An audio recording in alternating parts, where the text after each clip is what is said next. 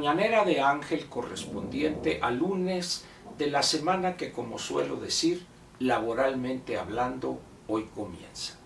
Lunes 21 de octubre del año 2024. Ayer por la tarde, después de las 4 o casi las 5 de la tarde, los periódicos más importantes en sus ediciones electrónicas nos dieron la noticia que la Fiscalía General de la República, para no equivocarme, había confirmado la ejecución de Melesio Cuen en la finca de un fraccionamiento en la ciudad de Culiacán, Sinaloa, y además, en el caso de Reforma, cabecea su nota diciendo que va la Fiscalía en contra del montaje que intentaron utilizarlo como una cobertura de lo que había pasado, de ese asesinato en esa residencia campestre, ¿verdad? Y los datos son interesantes. Prácticamente los 4 periódicos principales, Reforma, El Universal, Milenio y Excelsior, dan exactamente lo mismo con los mismos párrafos. Se ve que fue un boletín expedido por la Fiscalía General de la República. Pero hay una parte interesante donde dicen, aparte de haber acreditado responsabilidades penales y administrativas en contra de policías, ministerios públicos, peritos y personal de la Fiscalía de Sinaloa, pero no ha conseguido las órdenes de aprehensión en su contra por la intervención de un juez federal con sede en Culiacán. No se dice más. O sea, en otros casos se dice que este juez se negó a otorgar o a conceder las órdenes de aprehensión, pero es una situación un tanto confusa ahí. Ahora bien, prácticamente para nadie de los que están interesados y son profesionales de la nota roja y las cuestiones relacionadas con el crimen organizado, con los grupos que operan fundamentalmente en Sinaloa, los de Ismael El Mayo Zambada y los de hijos ya del Chapo Guzmán, los Chapitos, los Chapotes, los Altos, los Altotes, etc.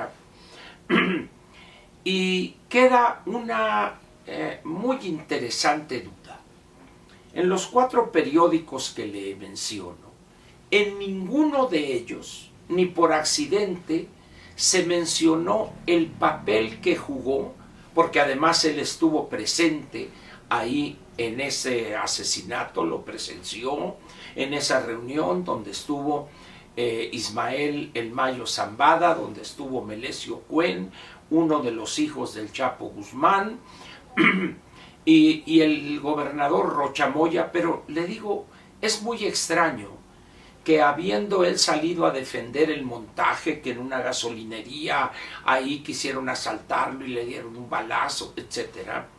Pero también mencionan que en lo que se llama en la caja de la pick-up, aquí los periódicos aquí en la Ciudad de México hablan de la batea, ¿verdad? Pero en términos coloquiales es en la caja del pick-up, se encontró restos hemáticos, o sea, manchas de sangre que corresponden a quien fungía como el jefe de seguridad de Ismael El Mayo Zambada, que ha desaparecido, no se sabe dónde esté. O sea, no sé si esté asesinado y fue enterrado, vaya usted a saber.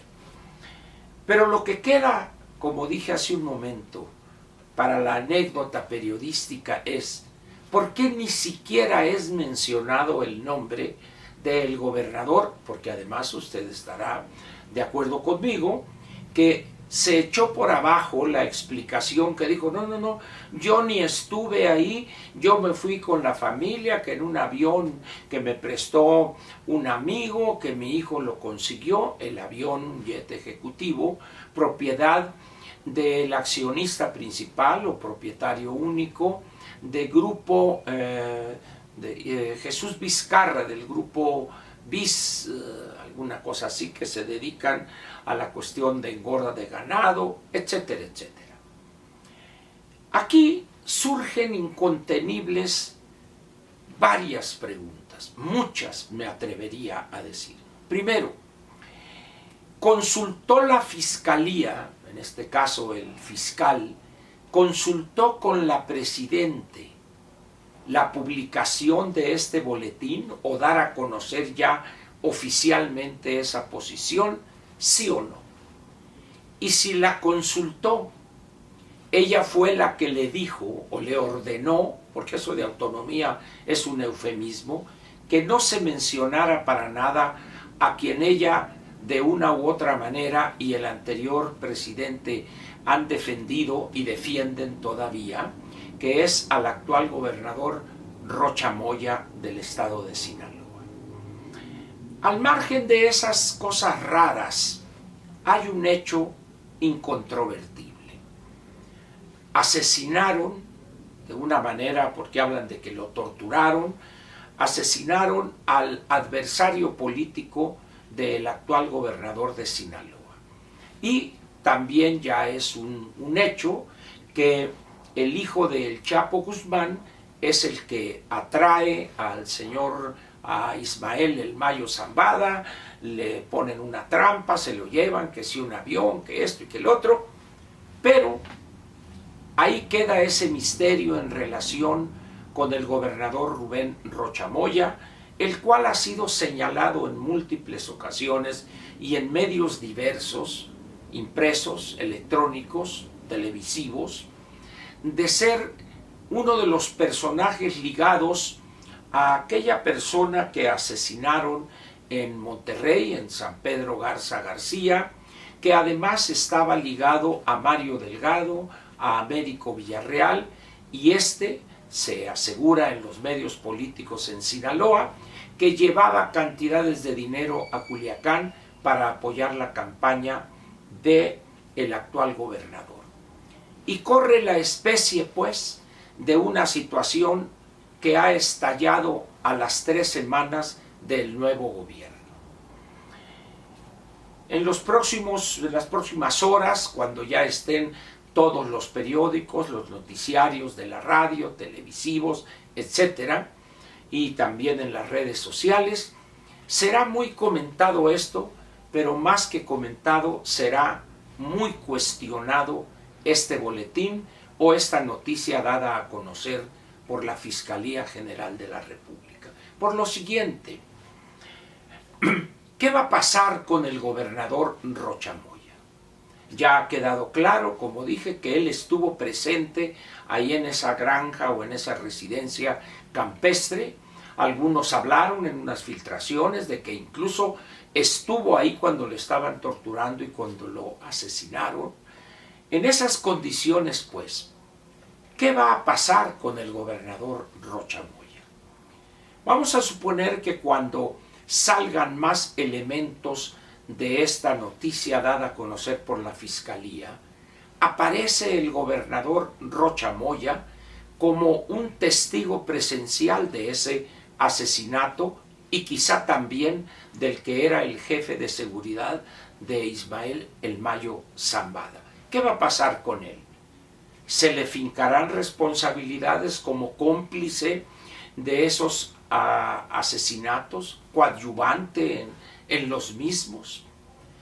Esas son preguntas que, como digo, no solo hoy lunes, sino en los siguientes días, quizás semanas, sean las que dominen este asunto que se quiso mantener en las tinieblas, pero la verdad rápidamente salió a flote.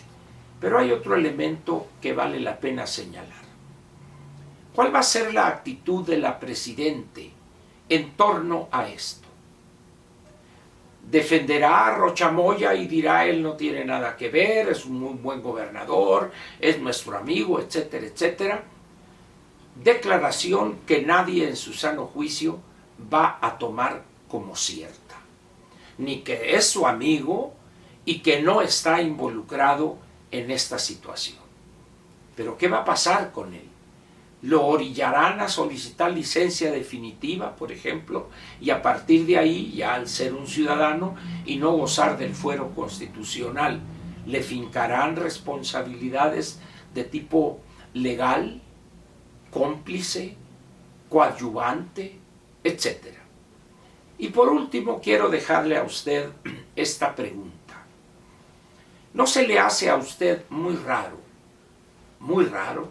lo repito, que a 3 semanas de la toma de posesión de la señora Presidente Constitucional de los Estados Unidos Mexicanos, sale este boletín de la Fiscalía Autónoma, pero que, como dicen los que saben, responde todavía a instrucciones, peticiones o como quiera usted llamarles, del anterior presidente El Bulto López Obrador?